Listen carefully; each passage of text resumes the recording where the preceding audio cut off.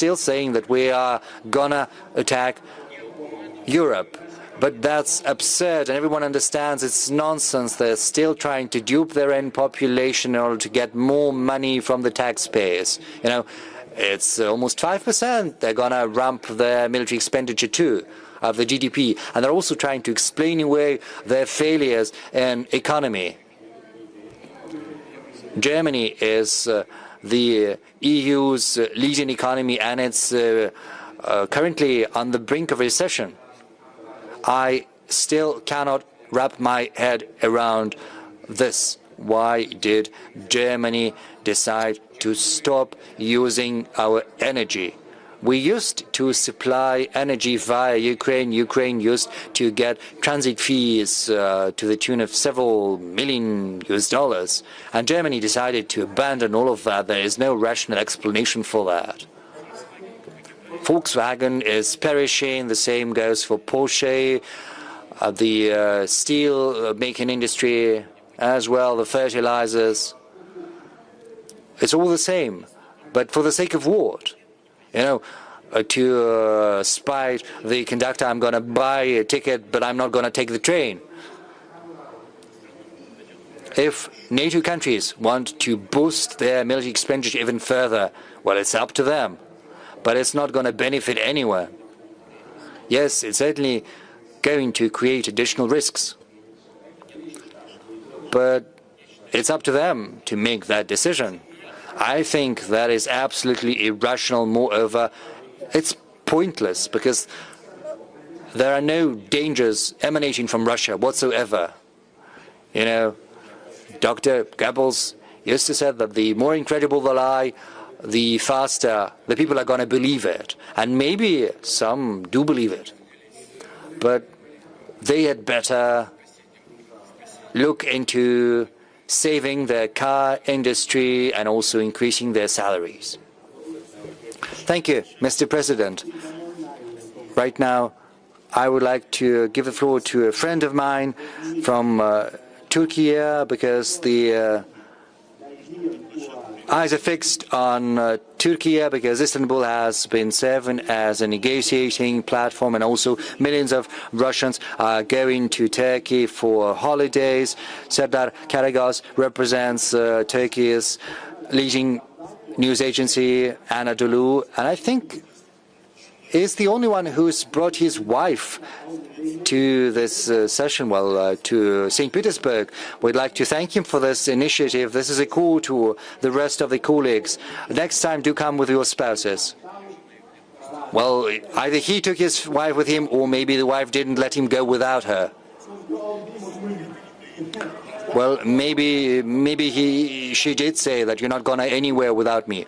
Well, we will hope that your wife wanted to visit Russia and St. Petersburg. And she speaks Russian too. Well, that's great. Thank you, Mr. President. My wife used to study in Russia. She used to study here at a university. She did want to come. We wanted to go to a concert, which was great. At all times, Russia has paid a great deal of attention to art, to literature. On the one hand, we see the development of cultural and arts festivals. On the other hand, basically there is a war waged by Russia, and I would like to talk to you about a possible end to this war. Previously, together with President Erdogan of Turkey, during the war you have signed an agreement on the grain corridor, and together you have saved millions of people from famine. Even against this challenging backdrop, you have managed to find a solution to such complex issues. Last week, President Erdogan called to have a summit in Turkey, a peace summit. Mr. Zelensky agreed immediately. Mr. Trump said that I will come if Putin comes, but Kremlin said that the conditions are not ripe so far. And in this regard, I have the following question. Do you give an important role to the leaders in addressing these issues? And what are the conditions that should be ripe so that leaders could gather and put an end to this conflict? Thank you. Regarding the statement of President Trump, well, I heard it differently. Mr. said, Putin doesn't come because I don't come. What should he do there if I'm not there? And he's right here.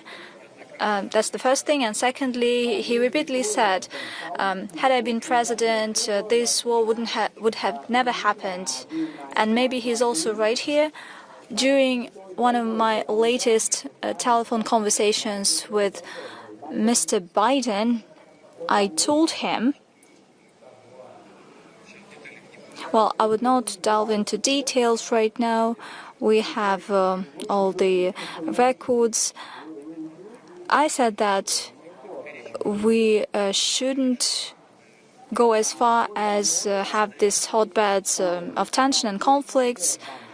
We need to ensure that the current leadership of Ukraine should meet the needs of its citizens in the southeast of Ukraine. There is a need to put a stop to the genocide of the Russian-speaking population. Human rights violations should not happen. That is something that was repeatedly said by the previous administration regarding the human rights. And by the way, back in the day I told him, you think that it will all be resolved so easily right now, but afterwards it might turn out that it would be better if you hadn't done things that you did. And I said it to him, and probably if Trump was the president, this conflict hadn't happened. That's the first thing. As for the summits, you know, I participated in the Minsk negotiations where we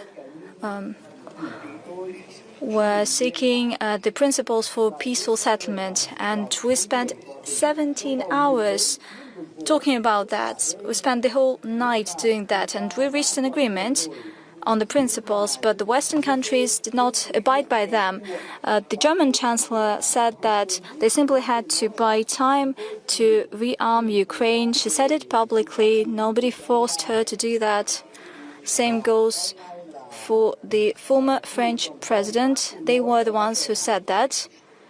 It turned out that our so-called Western partners never intended on implementing anything.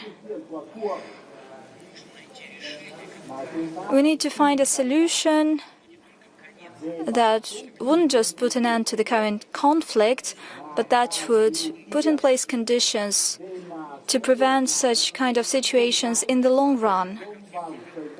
When the conflict just erupted, we tried to convince the Ukrainian side so that they would use the Minsk agreements to reunify the part of Ukraine that wanted to leave them, but they refused to do that, and ultimately a military conflict erupted. I've already said it to Secretary General Guterres, and I said it publicly.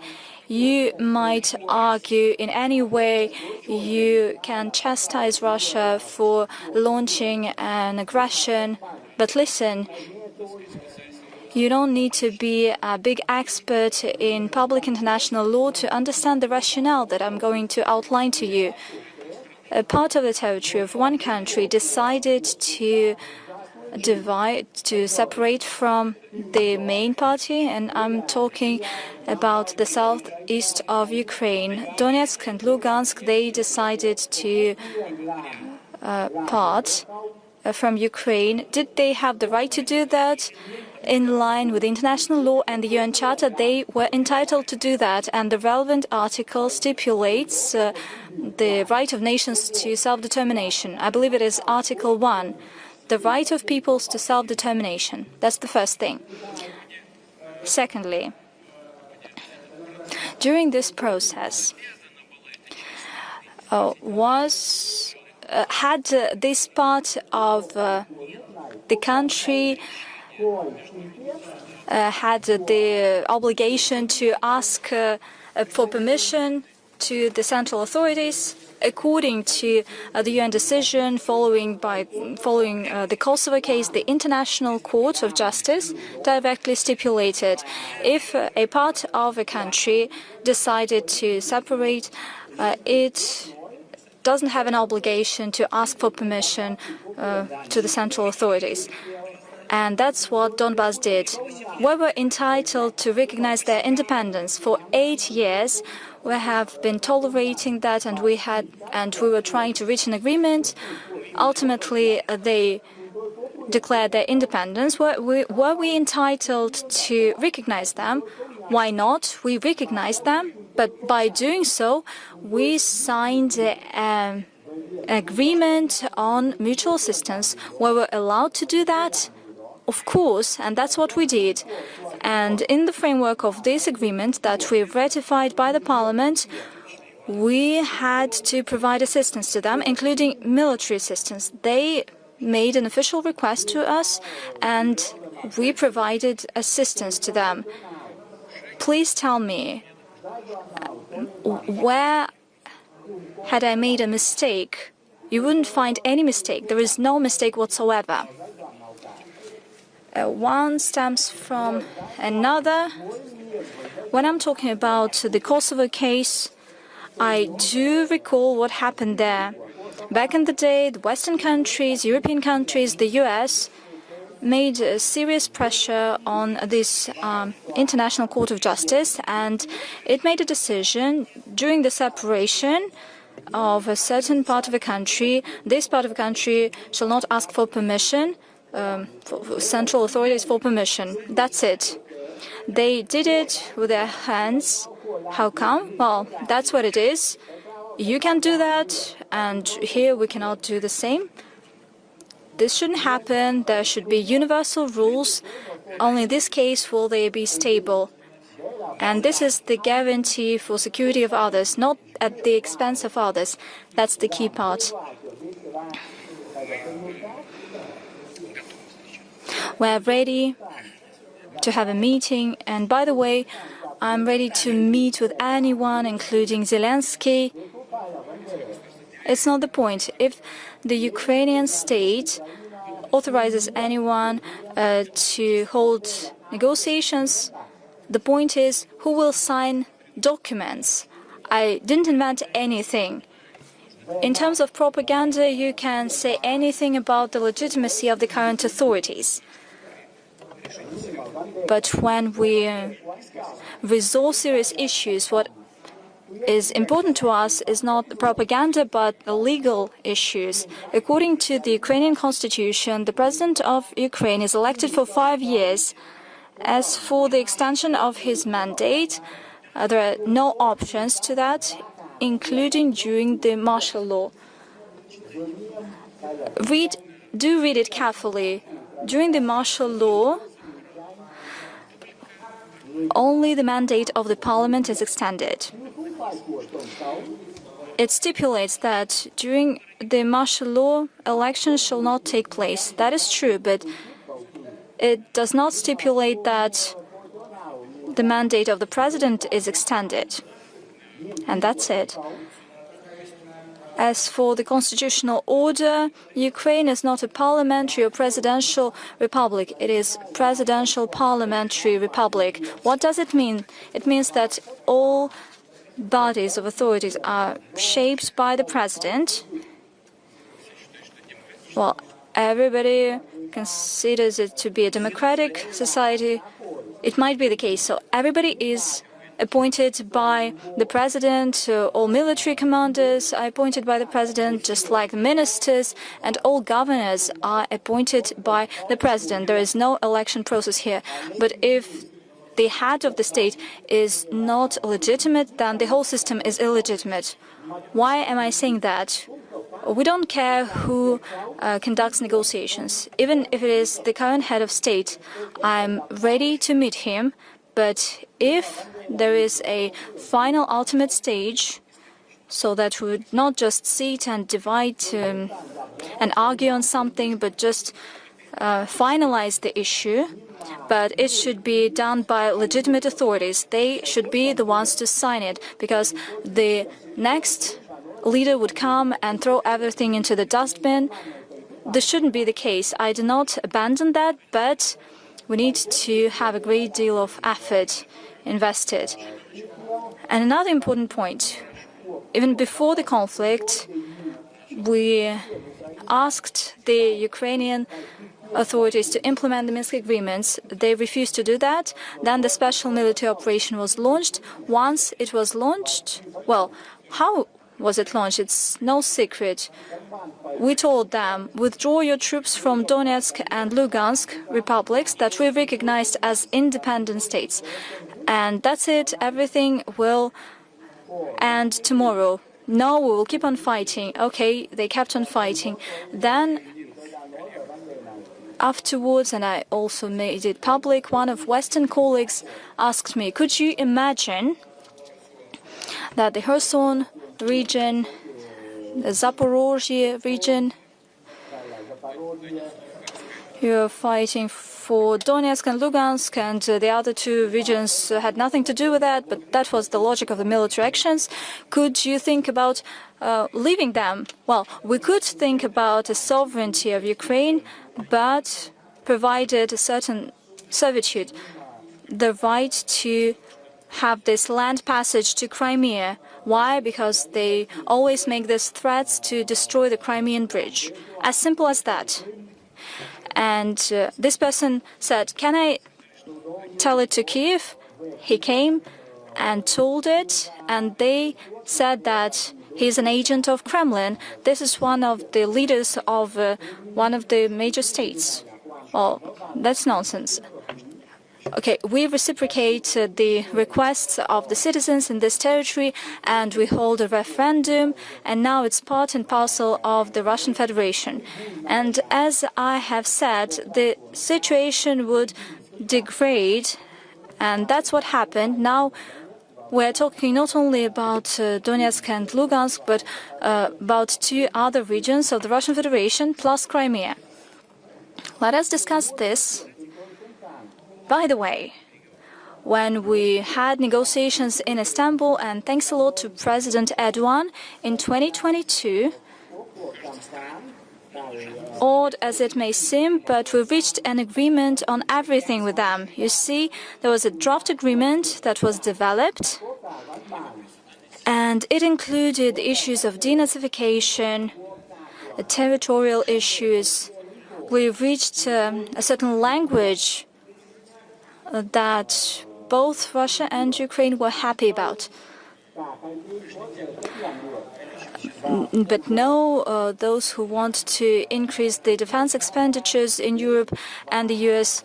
came and they said, you shouldn't do that, you should have a military defeat of Russia on the battlefield. They threw everything away and they started reaching this goal. Now the situation has changed and they say, let us reach an agreement. Okay, let's do that. Let us unwrap these packages and let us hold negotiations. We shouldn't just sit day in, day out, all year round. That is why we are ready to continue these negotiations. Currently, overall, when it comes to humanitarian track, the situation proves that these negotiations have a point. We agreed to have this 1,200 POWs exchange. We already received 500, and we are ready to receive further 400. Well, it is said, but we provided more than 6,000 bodies. In return, we got 57, I believe, 57 bodies. We provided 6,000 bodies of Ukrainian soldiers to Ukraine, and we're ready to provide additional 3,000. But let me once again reiterate, these are tragic and sad figures. Nevertheless, this is a humanitarian issue, and that is a positive outcome of negotiations in Istanbul. Thanks a lot for the platform that you have provided. Thanks to President Erdogan. But we are ready to have substantive negotiations on the principles of settlement. But the Ukrainian side also needs to be prepared for that. And its Western sponsors and so-called allies should not push it to have a struggle till the last Ukrainians, but they should indicate the current realities, and they should indicate the current state of affairs. Currently, we keep in touch. Our negotiation teams keep in touch. I asked just now Medinsky, and he said he had a conversation today with his counterpart from Kiev, and they reached an agreement on having another meeting after June 22nd. But I should say straight away that Mr. Fidan, let alone President Erdogan, are doing a lot in order to achieve this settlement. And I should say directly that President Trump of the U.S. has been doing a lot and is sincerely committed to settlement. We will build on the position of our friends from China, India, other BRICS nations. We keep in touch regularly on that matter. They too are very concerned. I meet with the leaders of these states, and we start almost every conversation with that matter, and we thank them for thinking about that and for trying to find a solution. Believe me, we want to have a fast solution, and it's better to have a peaceful solution. Thank you, Mr. President. You know Madam Akulovich quite well. She is the director of a fraternal agency of ours. Mr. Lukashenko is a very thorough, a serious man, and she has a very difficult job, but she's doing great. We're great friends, and I'd like to give her the floor. Thank you for such an assessment. Mr. President, in the beginning of your statement, you said that you stand against wars and restrictions. We're talking about economies, trade wars, and restrictions. And we know your position quite well. You are on the same page with President Lukashenko. Nevertheless, the situation is such that we had Western sanctions, we had to revisit economic ties. But thanks to that, we got very promising, interesting projects, both in Russia and Belarus.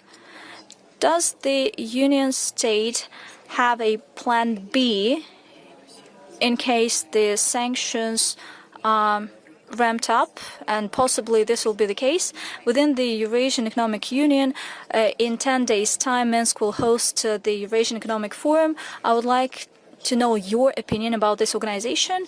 What kind of an organization are you talking about? The Eurasian Economic Forum will take place in 10 days. What's your take on that? Now, you spoke about a plan B, but we've got a plan A, which stipulates what we need to do in order to develop both our economies and our relations.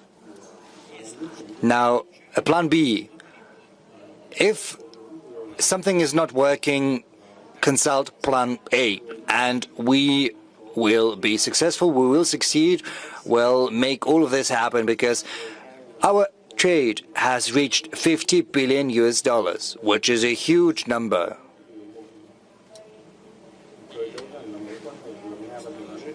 And it keeps growing.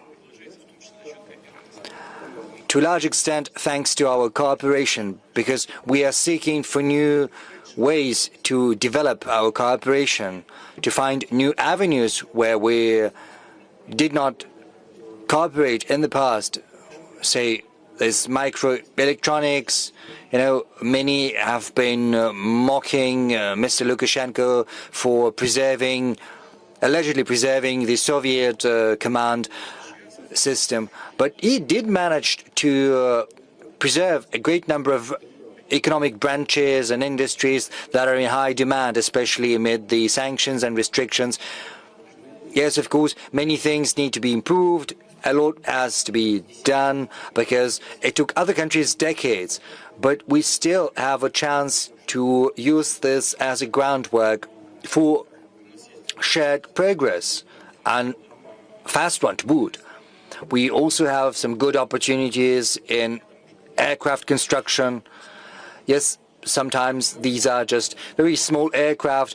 Belarus can build some smaller aircraft on its own, but sometimes we can also cooperate deeper and wider in building bigger aircraft, which will probably be assembled in Russia. We also have some good cooperation in agriculture. There is mutual cooperation and collaboration. We have very good numbers, more than 50% or so. I'm not going to dwell on that because you're well aware of all of that. There are other avenues of cooperation. Some colleagues here, oh no, I don't think they have mentioned it, but there have been some discussions on logistics. Belarus, as is well known, is one of the world's biggest suppliers of fertilizers. And almost all of that is exported via Russian ports, via the Russian territory. There are certain issues that we've got disagreements on, and these controversies are very persistent. We've got them all the time. I'm not going to dwell on details, but we do manage to come up with a solution to all of these disagreements, because we are sincere about wanting to find a solution to these issues. As for the Eurasian Economic Union, it's indeed the deepest integration association in the post-Soviet space, and this integration is genuine. It's not just in words, but in real actions. Kazakhstan used to be one of the initiators of this project, for which we are hugely grateful to them, and this association is developing. It's true that there are some complexities. We're probably not ready yet for unifying our markets completely in energy and in other fields, but we have embarked on this path and we will arrive at our destination sooner or later. It's all about the pace. You are probably aware of our ongoing discussions on energy supplies, but we do manage to find solutions. We find a way out. Sometimes these solutions are very original, very innovative. I'm not going to dwell on them. I'm not going to mention the details. But solutions are there. They're within reach, within grasp. Our cooperation within the Eurasian Economic Union is very dynamic. I'm very optimistic about that. Bilaterally, we're also doing great. In terms of the Union state, we have made great headway in that regard. I think we've managed to achieve a very high percentage of integration.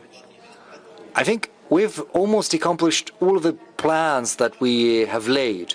We've done a great deal in terms of customs and also customs statistics. Tax statistics, taxation and customs. These are fundamentals for creating an environment for further economic cooperation. Thank you, Mr. President. I would like to introduce another acquaintance of yours from last year's.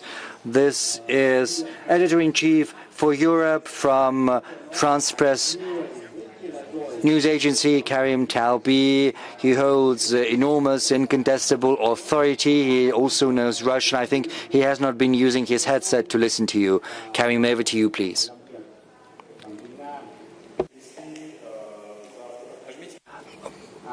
Please turn on the mic. Thank you. I'm sorry. If tomorrow, with the help of the U.S. or without it, Israel were to assassinate Ayatollah Khamenei, what would Russia's reaction be? What would your first actions be? That is the first part. I'm sorry, Mr. Talbi, if you'll allow me. I think this is going to be the best response to your question. I would not even discuss this possibility. But unfortunately, this possibility is being openly discussed by Mr. Netanyahu, by Mr. Trump. Yes, I've heard all of that, but I would be loath to even discuss that. The second part of my question is also about Iran. You've got a strategic partnership treaty with Iran. It doesn't have a provision on mutual defense, but still, given the acute nature of the situation, would you be willing to provide Iran with new types of weapons for them to be able to defend against strikes from Israel? You know, in the past, we proposed to our Iranian friends to work together on air defense. Back then, they didn't show a great deal of interest, and that was it. As for the treaty that you have mentioned, the Treaty on Strategic Partnership, it does not have any provisions on defense. Secondly, and third, our Iranian friends are not asking us for that, so there's nothing to discuss. If you'll allow me a clarification, if I'm not mistaken, you've provided them with S-300 and also modified S-200. So Russia did play a certain role in protecting Iran. You know, this is different, because our proposal was to work together on a whole system, not just equipment. Yes, we did discuss that in the past, but the Iranian side didn't show a great deal of interest, and our proposal. Yes, there were certain supplies. We did carry out those supplies. This has nothing to do with the current crisis. This was just some regular cooperation in the military and technical field. It was under international law. We did not violate anything. Iran had never asked us for anything that would run counter to the international norms that Russia had subscribed to. We have always stayed within the bounds of international law. Anything else you'd like to ask? Well, I've been told just one question. Well, maybe next round of questions. Mr. President, I would like to introduce you to Mr. Kuchimov, Director General of the Uzbekistan National News Agency. You know him probably.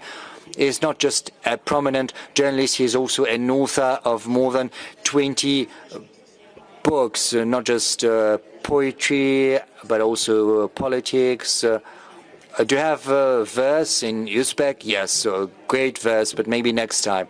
Mr. President, you know that our society holds a great deal of interest in everything that is happening in Russia or around it. First and foremost, this is due to our traditional friendly ties between our countries and our people. Secondly, our society highly appreciates and supports the great deal of work that you are doing together with our President Mirziyoyev in terms of reinforcing our cooperation. Right now, the relations between Uzbekistan and Russia have been raised to an unprecedentedly high level. Of course, there are certain things, some minor issues in migration in particular, but we see that we're taking efforts to address those. So I've got a question and also a proposal, if you'll allow me. I think that the guarantee of long-term development of our relationship is the cooperation between our young people, between our youths. It's all about how they see one another, how they interact. A lot is being done in that regard right now. Our youth associations are in close contacts. They're also participating in different events together. But I think that there is a great need for an ambitious long-term program for youth exchanges with concrete goals and concrete indicators, because that would help reinforce the positive images of one another for many years to come, based on traditional values and shared history. This could also help address the minor issues that I've mentioned. So, Mr. President, I would like to ask you what you think about that. Thank you. Yes, first and foremost, I would like to confirm that the relations between our countries are developing successfully as well as steadily. When I responded to the question from your colleague from Kazakhstan, I did mention that we could also come up with a great number of trilateral projects, because we do have these plans, in particular in nuclear, in Kazakhstan and maybe in Uzbekistan. We're working closely and we have made some good headway in developing these projects. Incidentally, when we spoke about Indonesia at the very beginning, I said that the world was developing rapidly. Indonesia's population is almost 300 million, well, 290 or so, but still, the world is undergoing a transformation. Uzbekistan used to have a population of 15 million 3 decades ago. Right now, Uzbekistan's population has risen to 38 million people. And every year, the population grows by 1 million. You see how things change so rapidly. And we are fully aware that there are many issues of social nature. There are issues related to the labor markets, and President Mirziyoyev and I have agreed to address these migration-related matters together. Well, you know what kind of state our labor markets are. We see they're recovering, but we have agreed to work together because we will train those who want to work in Russia in terms of learning the Russian language, studying the Russian culture. There's a very good plan we've drafted for these ends, and I am hopeful that we will put that into practice. And of course, working with young people is of paramount importance. As far as I'm aware, the aide to President Mirziyoyev, Saida Shakhmatova, has recently been to Moscow. She met with many colleagues of mine from the office of the Russian president. She's got the instructions from President Mirziyoyev, and as per these instructions, she pays a great deal of attention to developing youth-to-youth contacts. There are certain proposals in that field, and we will certainly work together on that, because youth holds a great deal of importance, and I fully agree with you on that. Thank you, Mr. President. Next, I would like to give the floor to a person who attends this meeting for the second time. This is the news director from Associated Press. You know, our TASS agency and Associated Press have been cooperating in different forms despite different situations in the relations between Russia and the U.S. James Jordan, over to you, please, sir. Thank you, Mr. Guzman, for the introduction, and thank you, President Putin, for the opportunity to ask these questions directly to you. It's much appreciated. In relation to the fighting between Israel and Iran, on June the 13th, a statement from the Russian Foreign Ministry condemned the Israeli strikes on Iran. It said, unprovoked military strikes against a sovereign member of the UN, against its citizens, peaceful cities and critical infrastructure facilities are totally unacceptable. It's a simple question. How does that sit in relation to Russia's continued aggression in Ukraine? Yesterday, 28 civilians were killed in Kyiv. AP journalists witnessed a tower block that had been destroyed by a Russian missile. So how do those two positions reconcile themselves? And then a follow-up to that, do you have any plans to meet with President Trump or talk to him again by telephone?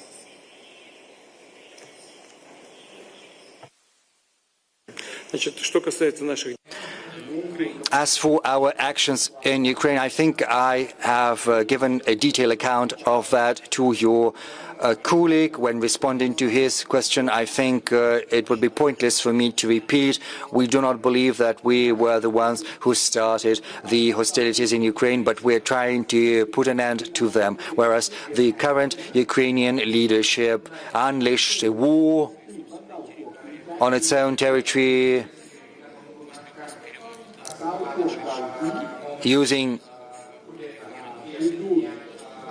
force after the coup d'etat against the innocent population of Donbass. They used aviation as well as heavy military equipment against those people. They were performing strikes against residential areas. For some reason, no one wants to bring that up right now, but it was precisely this measures that resulted in the current conflict between Ukraine and Russia right now. That's first. Secondly, if your journalists did see those residential blocks destroyed by Russian missiles, they couldn't have told you about that. If they had seen anything, they saw that from the side, but it was not a strike against a residential area. It was a strike against a military facility, against a plant that is producing military equipment. This is what we're doing, and we're not hiding that. One of the goals of the special military operation is to demilitarize Ukraine. That is to take away its capacities to have armed forces that could pose a threat to us. So we either have to agree with them on that, and this is something we reached an agreement on in Istanbul back in 2022, because back then we came to an agreement on the size of the armed forces that Ukraine was allowed to possess. We had also come to an agreement on the number of the armed force and the staffing. We had an agreement on everything, but afterwards, thanks to the efforts of the Western allies of Ukraine, they simply threw all of these agreements away, as I mentioned, and they decided to fight against the last Ukrainian, until a full strategic victory, something which they couldn't achieve.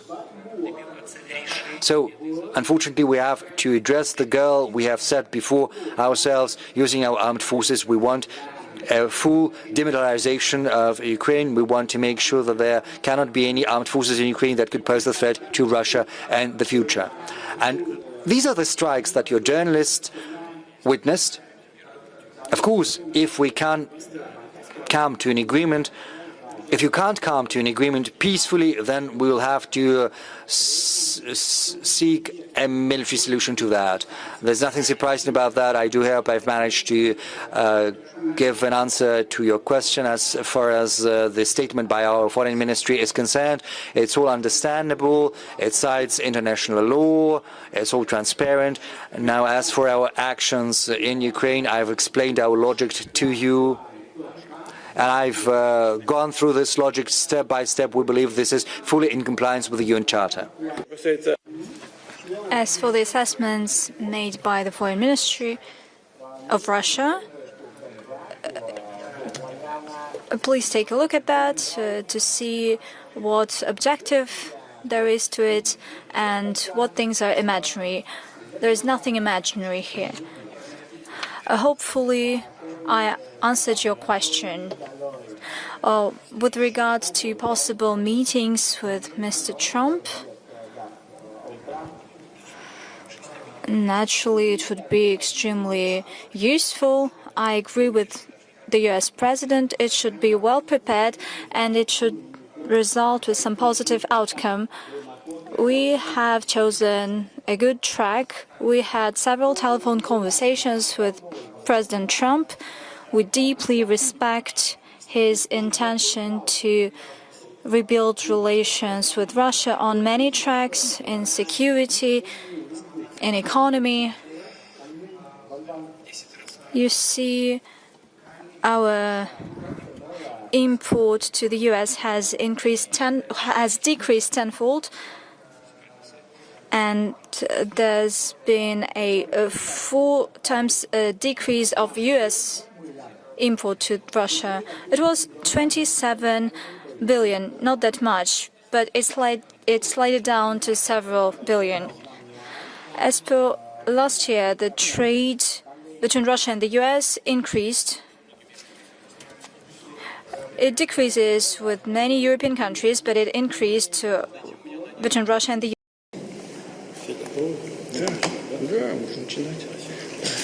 Уважаемый Владимир Владимирович, уважаемые коллеги, прежде всего, для меня большая честь, мне поручено как представителю. As the hosting side TASS news agency, I've been charged with moderating this session. First, I would like to thank you, Mr. President, for responding to our request. This is the 9th meeting in this format, and year in, year out, there is a growing interest in this meeting. I remember you met with us last year, and colleagues from Reuters agency told me that they didn't remember there being any more flash news alerts after any other meeting. And this year has passed very quickly, but it's been packed with events, and there are 14 leading world news agencies present here. Everyone has been very happy to come.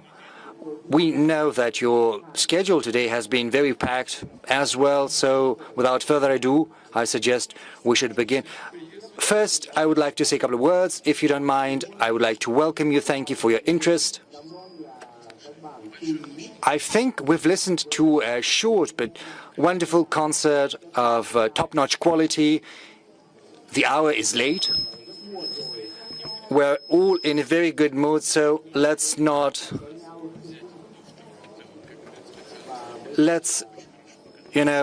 try to be as happy as we all can be. Let's take the highest note we can, as they say, and then we will go to bed. First, I would like to give the floor to our colleague from Vietnam, Vietnam News Agency Director General, Madam Vu Viet Chang. This is the first woman to chair this agency. She holds enormous authority in Vietnam. She is a professional of world class. Madam Wu, over to you. First of all, I would like to express our sincere thanks for TASS News Agency for arranging this very special interview with Mr. President, Mr. Vladimir Putin. And thank you for your time. Your Excellency, Mr. President. Yes, thank you very much for your question and your welcoming remarks to the 18th St. Petersburg International Economic Forum. You said something which is of great interest to me. I would very much like to ask you, what is the agenda? What are the initiatives that could change the world for the better? Could you please elaborate on the initiatives Russia is taking to build a just and sustainable and rapidly developing world? And that agenda, what role do you see for Russia's cooperation with Asia and Southeast Asia and Vietnam in particular? in that regard. Thank you. Well, officially, the agenda for the forum has already been announced. I'm not gonna dwell on that. But, of course, we are not having such an ambitious goal as to change something in the world in the course of this forum. The discussions are not going to change anything, but, you know, the forum has been held for many years now.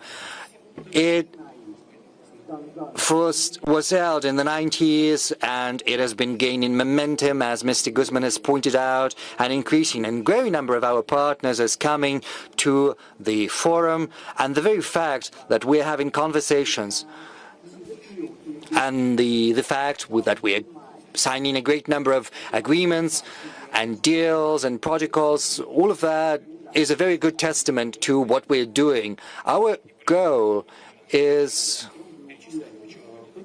to move further. I do not need to explain you why the circumstances are so difficult right now, because across the world there are conflicts raging, there are trade wars unleashed, and all of that creates difficulties in the way of the world trade. And there are grounds to believe that the forecasts saying that the world trade is gonna slow down do have some foundations.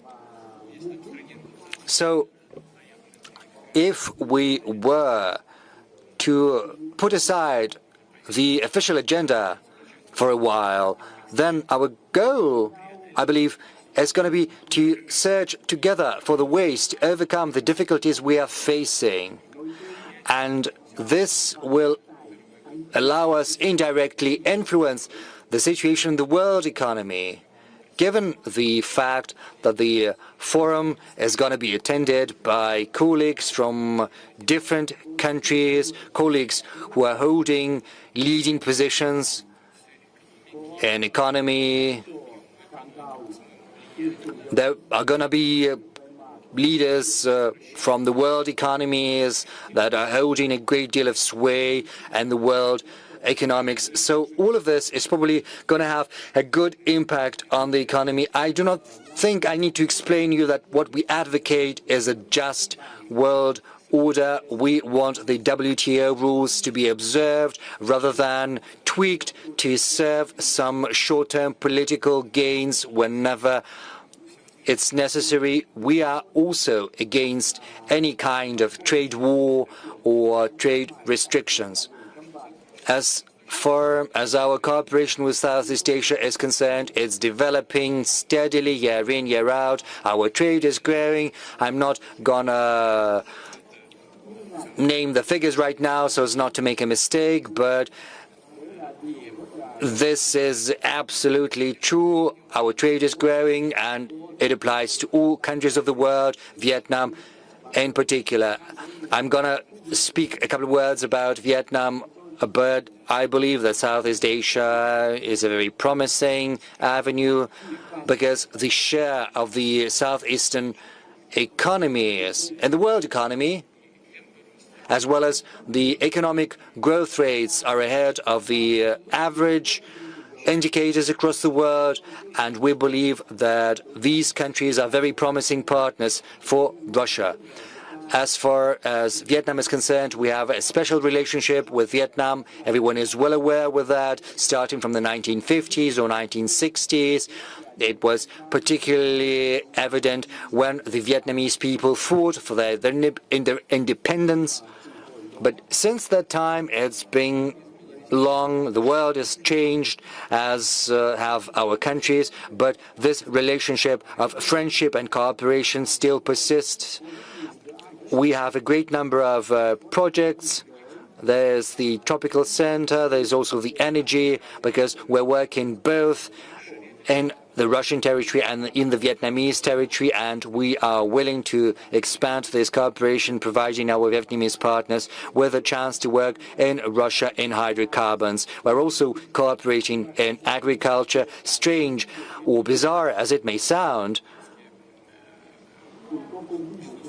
Vietnamese enterprises are investing in Russian agriculture to the tune of billions of US dollars, and they have been performing admirably over the recent years. Many are certainly aware of these investments, and we will keep creating conditions to make sure that our entrepreneurs and business people from Vietnam feel as comfortable as possible. We also have some good groundwork in humanitarian sphere. I refer in particular to trained professionals. There are several thousand Vietnamese students studying in Russian universities, different faculties, and we will support this process because it's beneficial not just to Vietnam, but to us as well, because we are creating a very good human foundation for further developing our relations. I have been to Vietnam, and my delegation and I have met with the graduates from Russian universities.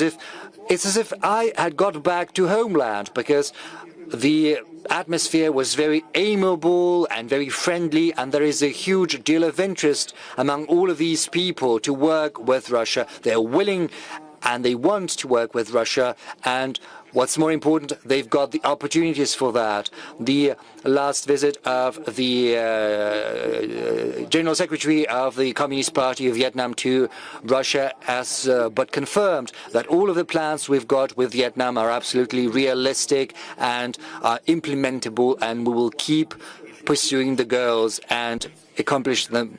Thank you, Mr. President. We still stay in Asia. I would like to give the floor to a great friend of ours, Director General and President of Xinhua News Agency, Fu Hua. He is a member of the Central Committee of the party. He's also a doctor in legal sciences. He participated in the BRICS summit last year, and Xinhua is a long-standing partner of ours. Over to you, sir.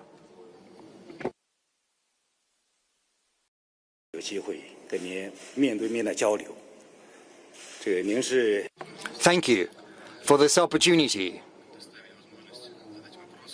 to ask a question. Mr. President, you are a long-standing and close friend of the Chinese people.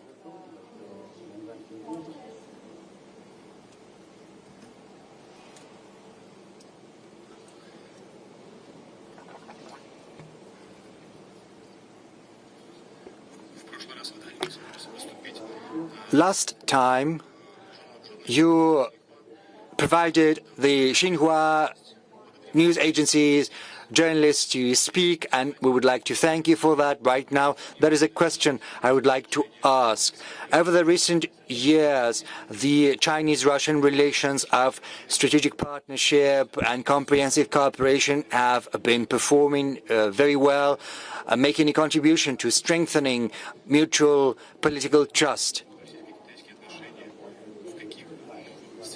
What do you think the possible avenues we can find for further expanding and developing ties between China and Russia?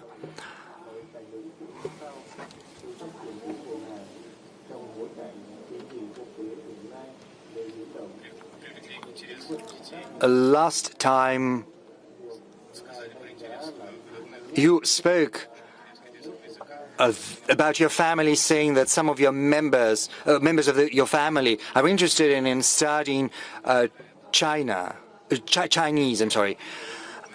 So, in that regard, what do you think is the role for popular diplomacy, for people's diplomacy, in strengthening the ties between Russia and China? Yes, I said that some of my family were studying Chinese. I spoke about my granddaughter. You know, there's like a nurse from Beijing, and she speaks Chinese with her freely, whereas my daughter, I think it was in the early noughties,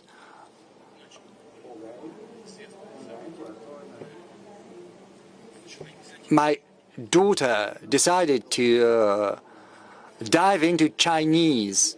she simply wanted to study the Chinese language. But, you know, using that as a starting point, I can tell you there is a growing interest in studying Chinese in Russia. And there's nothing surprising about that. There is nothing in this that would set the Russian-Chinese relations apart or different from our relations with any other country. Because if there is a country with which our relationship is growing, if the economic ties are growing, then there is a growing number in professionals who can speak either English or German or say French, as it used to be in the 19th century, because French is still considered to be the language of diplomacy. But, well, now it has been supplanted with English to a certain extent. But now, as for growing contacts in different spheres, all of that pushes us towards the idea of studying the language. I think we've got 51,000 Chinese students studying in Russia, 21 or 25,000 Russian students are studying in China. Our universities have fostered direct contacts, in particular between the Moscow State University and other universities and the universities and the People's Republic of China. We also have many humanitarian contacts. To cite an example, we organize thematic years of Russia in China and China and Russia on a regular basis. If my memory serves me right, we started this process by organizing the year of the Chinese language in Russia and vice versa for the Russian language in China. And it was not a coincidence because it gave a huge impetus to the interest and mutual interest. Moreover, 240 billion US dollars of trade, that's important, and Russia is becoming a prominent trade partner for China in terms of economy. The number of investment projects that have been planned are to the tune of 200 billion US dollars. All of them are very realistic and practicable. All of them are going to be implemented and put into practice. And that means that we need professionals speaking Russian from China and vice versa, speaking Chinese from Russia. And this is gonna be the case. This is gonna happen. Right now, in terms of purchasing parity capacity, China is the first economy of the world. Russia ranks fourth, and this will only get better. I said that last year. This is not about Russia's alleged pivot to Asia. This is just a natural course of action because our economies are growing. We noticed this trend back in the early noughties or maybe the late 90s, and we started to pursue this path, fostering our relations. This is not about short-term interest. To a large extent, and I'm not going to open a secret to you, this is happening due to the fact that our economies are growing. And of course, the Chinese economy's quality is growing as well, and I do hope that Russian economy and Russian economic quality are also improving. Maybe we'll get back to that. But what kind of priorities does it set before us? Of course, we need to ensure the reliability of financial flows that sustain the growing trade of 240 billion US dollars. We also need to concentrate greater attention on high tech. And in that regard, I believe, and I do hope, our Chinese friends will find something to catch their interest in Russia and vice versa. We are moving closer to the project of a heavy helicopter. Of course, Russia is a leader in that regard, because even the UN is using our helicopters because we are the only ones in the world to produce that, and China and others are interested in that. After the tragic events, the natural disasters that happened, there are other avenues we could pursue, namely space exploration, aircraft construction. You know, there's something that has surprised me and has brought me joy at the same time. I see great Chinese achievements in the development of artificial intelligence. We see it's 10 times as cheap and 10 times as efficient as the results of our other colleagues. Or let's take genetics, which is a critical biological sphere. It's important both for medicine and for economy. And there is another thing, we're also developing our military and technical cooperation, and this is certainly very important to ensure stability in international affairs. We have a whole track dedicated to that cooperation. Our defense ministries have the plans for cooperation. We hold exercises on a regular basis, and we will hold exercises this year. We're also cooperating in the military and technical sphere. We are aware of the wishes of our Chinese friends. They are interested not just in purchases, but also in an exchange of technologies, and we will going to pursue these plans. Let's move to Europe. I would like to give the floor to a representative of a country that is very well known to you, namely Germany. We've got the head of news desk of DPA. News desk is at the core of any news agency. Matej Romanchik is a friend of ours. He was with us last year. He worked in different spheres. So over to you. And when you did sport, well, you covered sport. What sport did you pay greatest attention to? Football, first and foremost. Thank you, Mr. President. Thank you for the invitation and for the chance to be here. Good evening, Mr. President. The new Federal Chancellor, Friedrich Merz, has recently said that he could contemplate holding a telephone conversation with you. Do you think that would be useful? Would you like to have a contact with the new Federal Chancellor? Do you think Friedrich Merz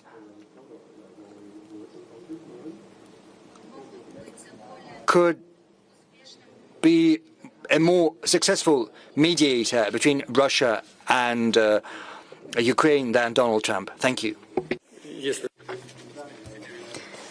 If Mr. Federal Chancellor wants to call me and have a conversation, I have repeatedly said that we never abandoned any contacts, and we are always open for that. Some 18 months ago or 2 years ago, such conversations were held with Chancellor Scholz and other leaders of Europe. They were regular, but at some point in time, when our European partners decided to inflict a strategic defeat upon us on the battlefield, they seized these contacts. They were the ones to seize them. They should be the ones to resume them. We are open for that. I've already said that. As to whether Germany can make a greater contribution than the United States as a mediator in our negotiations with Ukraine, I doubt that. A mediator should be neutral. When we see German tanks, Leopards on the battlefield, and we see that the Federal Republic is thinking about supplying Taurus to the Ukrainian territory, not only to use the equipment, but also that Bundeswehr officers would operate that. Then it begs the question, and everybody knows that should that happen, it would not affect the hostilities. This is ruled out. However, this will spoil our relations even further. That is why we consider Germany today, just like many other European countries, not as a neutral state, but as a party that supports Ukraine, and in certain cases as an accomplice to the hostilities. Nevertheless, if we're talking about a desire to talk on this matter, to present some ideas, let me once again reiterate, we're always open to do that. Thank you, Mr. President. Europe, once again, Reuters news agency needs no further introduction. Representatives of Reuters participated virtually all meetings. Here with us is the Global Managing Director, Simon Robinson. Incidentally, he was born in Australia, but he worked all over the world, in the Middle East, in the US, in Africa. He is here with us for the first time. He has some questions to you. Mr. President, I'd like to ask a question, please, about Iran. Prime Minister Netanyahu in Israel has said that Israel's attack on Iran may lead to regime change, and Donald Trump, the President of the United States, has called for Iran's unconditional surrender. I wonder if you agree with the Prime Minister and the President.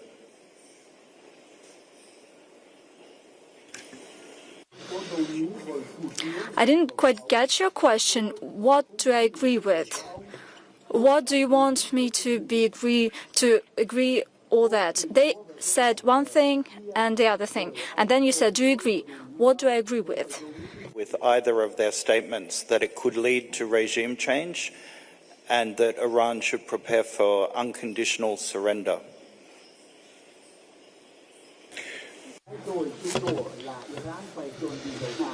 As you know, Russia and I personally keep in touch with Prime Minister of Israel on this matter, as well as with President Trump. You should always see whether the goal is achieved or not when you start something. We see that as of today, given all the challenging domestic processes there, we know about that, and there's no point in delving into that, but still there's a consolidation of society around the political leadership of the country. And, well, it happens virtually everywhere, all the time. Iran is no exception here. That's first thing. And the second thing, which is equally important, and everybody talks about that, I would just reiterate that, what we hear and see all around the place. These underground facilities, they exist and nothing happened to that. And hence, I believe it would be right for us all together to seek ways to end hostilities and to find ways to reach an agreement for all parties to the conflict, so that the interests of Iran could be ensured on the one hand, when it comes to its peaceful nuclear activities, naturally, peaceful nuclear activities. And I'm also talking about peaceful nuclear energy and the peaceful use of nuclear energy in other areas, as well as ensuring the interest of Israel in terms of unconditional security of the Jewish state. That is a subtle matter, and certainly we should be extremely careful here. But in my view, overall, such a decision could be reached. As you know, back in the time we started implementing a project in Iran that was launched by German companies, and we built the Bushehr power plant. German companies left. Iranians asked us to follow up on that project. It was a difficult task because it was started by German specialists. It was their design, and Rosatom made a great deal of effort in order to adjust these to the Russian design. Nevertheless, we succeeded,